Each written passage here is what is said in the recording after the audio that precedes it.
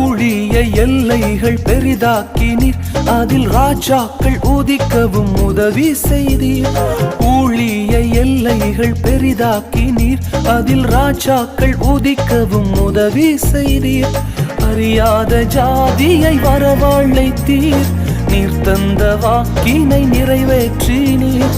அறியாத ஜாதியை வரவழைத்தீர், நீர் தந்த வாக்கினை நிறைவேற்றினீர். உந்தன் கிருபைகளை எண்ணி நான் பாடுவேன், உந்தன் மகிமைதனை தினம் நான் ருசிப்பேன். அல்லேலூயா அல்லேலூயா அல்லேலூயா அல்லேலூயா.